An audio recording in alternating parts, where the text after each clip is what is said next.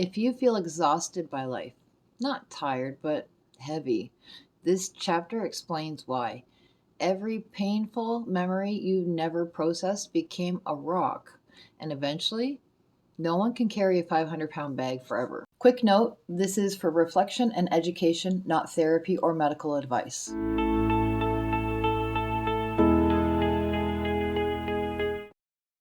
Chapter 12. The Bag of Rocks on Your Back. As mentioned in Chapter 2, every experience in life and every memory has an emotional charge, either positive or negative. Every negatively charged memory is like a rock that has been put in a giant burlap sack on your back. When we're young, it's nothing to have a few negative experiences and then to carry around some rocks on our back. Because A, we're young and have energy. B, for the most part, only so much can accrue in a short time of a young life.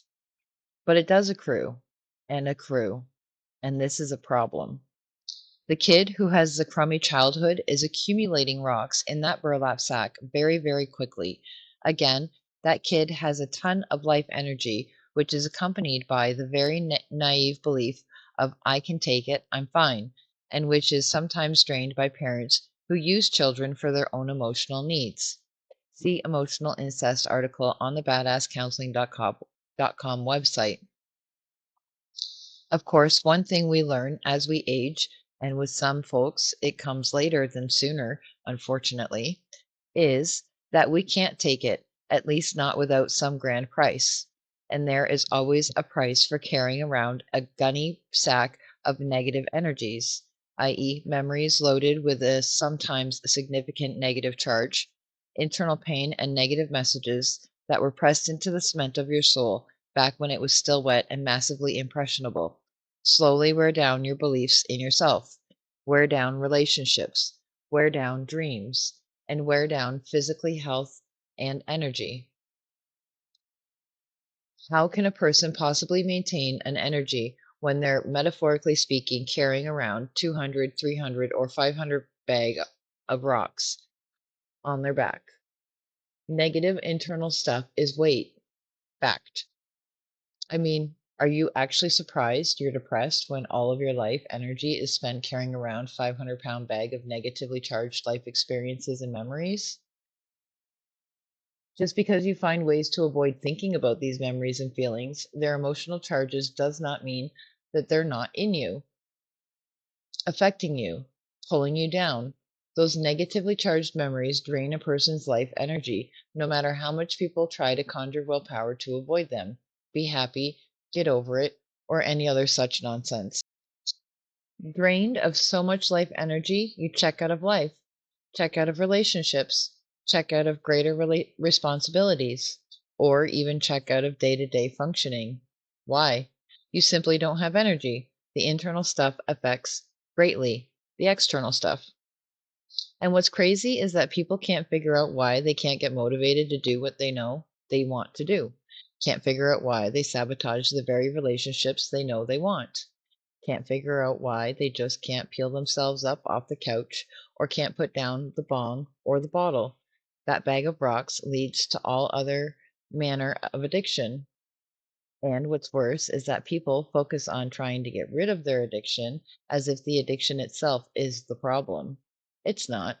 In fact, the addiction has been an odd friend, the only thing keeping you alive, by giving you occasional reprieves from the weight of life, time and again. It is the only thing that has enabled you to shut off the incessant running of your mind and the massive negative thoughts and beliefs coursing through your system. Fix the core beliefs and gates driving you, root out the viruses infecting the operating system, decharge the memories, and all of a sudden, the burden of life is gone. Energy returns, and the addiction becomes unnecessary and is much more easily moved past. A gifted and experienced therapist is really in the business of pulling the rocks out of your bag and taking them from you.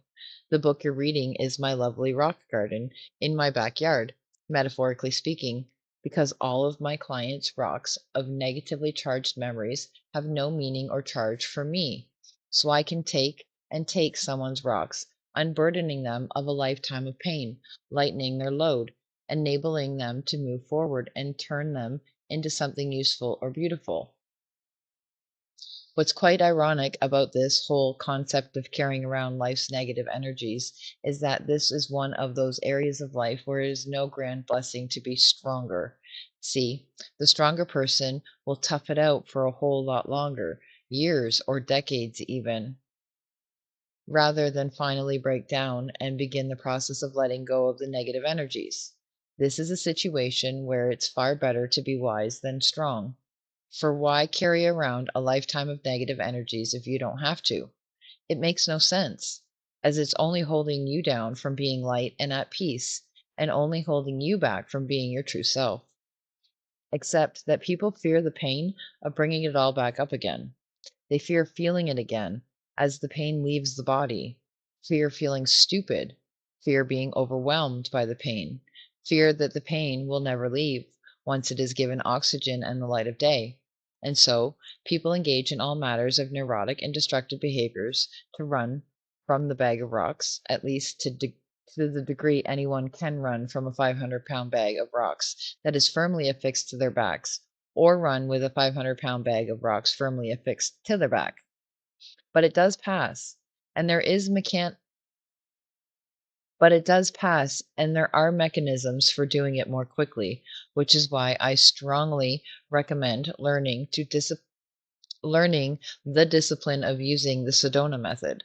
For years, I also used journaling, which is highly effective, if a bit slower than Sedona, which I only found about 10 years ago. We start by asking the surface questions about what's hurting or bothering oneself, and then ask deeper questions like what's below that, or why am I feeling that, or what triggered that, a bit deeper and a bit deeper. Eventually, it is very possible to get down to the root of the matter, and that's when the real magic happens. I'm also a big fan of letter writing. Regularly, I have clients write out the most vehement, angry, hurt filled letters they can possibly flush out to the people who have most affected them and not mail the letters or hit the send button. I require all clients to write their life stories and full autobiographies to me before I ever start working with them. Not only does the autobiography enable me to be fully versed in their life story ahead of our sessions, but it helps many a clients to see his or her own life more clearly. Occasionally, clients even have their own epiphanies upon writing their autobiographies before they even meet me. The catharsis of writing out one's story and afflictions is its own reward, but then having life clarifying revelations as well, again, before they ever even meet with me, is a jolting experience for those who experience it. But without articulating the event or memory as well as the feeling or negative charge, though through effective counseling, Sedona method, autobiography writing, or journaling, there can never be full release of the charge. Sorry, it's not possible to just exercise your problems away, or yoga them away, or pray them away. You can't busy them away, parent them away, massage them away, or work or smoke them away. These things release the physical anxiety or physical lethargy that grow out of the charged memory, but not the charged memory itself. That is causing the energy problem. These physical things can trigger them to come up, but they only come out by codification, words, talking, writing, or some form of definition of the beast of memory. There has to be articulation of the memory and the release of the feeling that goes with it. We never know what we really think and feel until we're forced to codify our thinking and feelings, i.e., to put them all into words. But it requires drilling down and down until the true essence of the problems is articulated, and with that clarity of thought comes the capacity to release the charge that comes with it. As those charges as those charges get released, it is possible to have them it is possible to have the memories of life without the knot in the stomach, the racing pulse, or the desire to run from the memories.